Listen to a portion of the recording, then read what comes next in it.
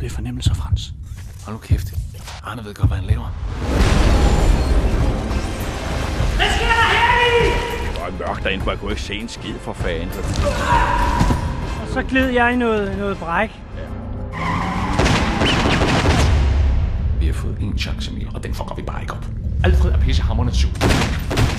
Hvis vi ikke får fat i de varer i en fart, så er vi så meget på skideren. IDS vil transportere varerne til en ny bygning i Viborg. Lastbilen kommer kørende. Vi kører op langs lastbilen. Ind i lastbilen. Og den vælter.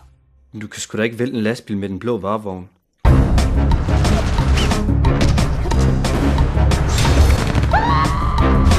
Det er bare en kortslutning.